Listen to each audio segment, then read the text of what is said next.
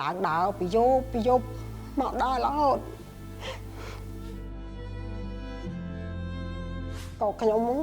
វាឲ្យកង់ខ្ញុំជិះផងម្ដងដូរគ្នាខ្ញុំនៅខេត្តស្វាយរៀងស្រុកស្វាយជ្រុំឃុំក្រគោកភូមិខូចមកនៅពេញតាំងពីឆ្នាំ2018ការងារត្បូងមកធ្វើអនាម័យនៅក្រុមហ៊ុនហ្នឹងប៉ុន្តែខ្ញុំចូលតាមក្រុមហ៊ុនសន្តិសុខខ្ញុំមានកូន3នាក់ប្រុស2ស្រី1រៀបការហើយមួយនៅ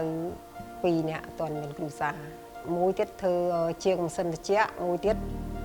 ធ្វើការក្រុមហ៊ុនយើងដែរ4ឆ្នាំចិត្តចូល5ឆ្នាំហើយបង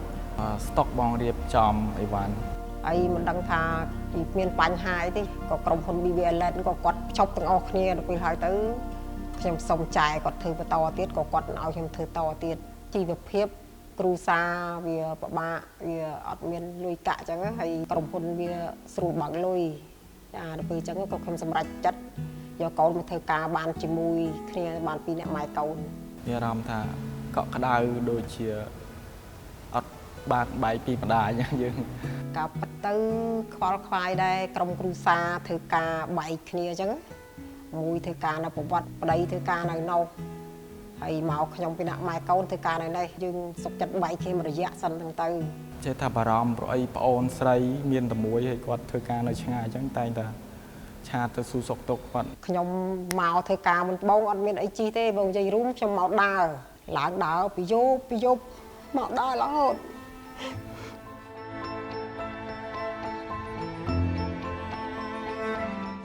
ដើរអស់រយៈពេលប្រហែលជា5-6ខែបានមានកង់ជិះ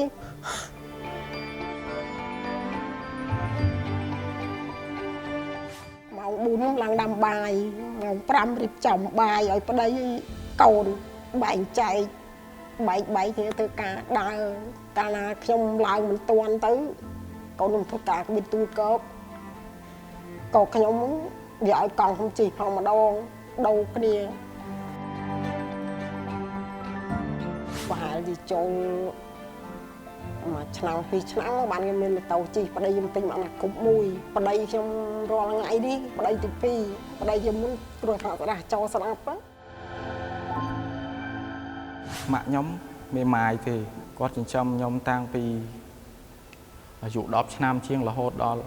20ជាងបងតែគាត់មានគ្រូសាប្រហែលឆ្នាំនេះទេហើយខ្ញុំសងតាគេខ្ញុំចំកូនទួយchứកូនខ្ញុំស្រីនៅពោះទៅពេលហើយទៅកូនខ្ញុំចំកូនទៅតាកូនខ្ញុំឆ្លងទលេតោមដើររកស៊ីទៅការសពបែបសពយ៉ាងនិយាយរួមពិបាកយើងអ្នកធ្វើអនាម័យវិញអូនត្រូវចិត្តធ្ងន់បើចិត្តមិនធ្ងន់ធ្វើអត់បានទេព្រោះអីធម្មតាបុគ្គលិកយើងតែគាត់ត្រូវតែដើរត្រូវហូបនេះហូបនោះបើសិនជាយើងចេះតែប្រកាន់ពួកគាត់អញ្ចឹងក៏มันអាចទៅរួចដែរបងត្បូងខ្ញុំគិតថាការងារអនាម័យគាត់ធ្វើចឹងគេមិនសូវឲ្យតម្លៃចឹងហ៎បងបន្ទាប់មកទៀតខ្ញុំស្វែងយល់ពីថាការងារអ្វីក៏មានតម្លៃដែរឲ្យតែយើងធ្វើទៅសុចរិតនិងទៀងត្រង់ហ៎បងក្រៅពីសម្អាតស្អីក៏ដោយឲ្យតែឃើញនៅដូចថាមានប្រឡាក់ស្អីខ្ញុំដើរប្រមូលដើរបបុកឲ្យនិយាយរួមខ្ញុំមានប្រកាន់ថាកន្លែងនឹងក្រុមហ៊ុនរបស់នឹងរបស់គេរបស់អីទេអត់ទេខ្ញុំអត់មានប្រកាន់ម៉ោងប្រកាន់ពេលទេធ្វើហួសម៉ោងអីក៏ដោយហើយម៉ោងមុនម៉ោងក៏ខ្ញុំមកត្រូវធ្វើដែរពីដំបូងខ្ញុំអត់ចេះអីសោះ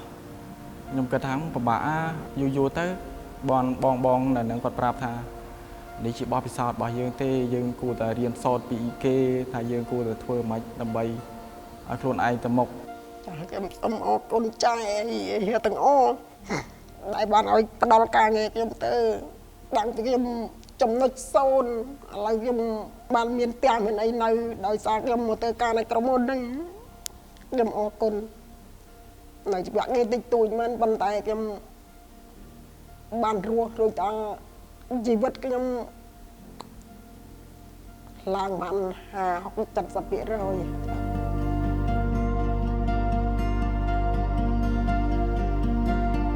អរគុណដល់ BBLN មែនតើដែលបានផ្ដល់ឱកាសឲ្យខ្ញុំនាមជាកូនខ្ញុំបំពេញកាតព្វកិច្ចឲ្យបានល្អ ពេលខ្លះជួយសម្រាប់បន្ទុកការងាររបស់គាត់អរគុណម៉ាក់មែនតើដែលផ្ដល់កំណើតឲ្យកូនមើលថែកូនតាំងពីតូចមករហូតដល់ពេលនេះអរគុណម៉ាក់មែនតើ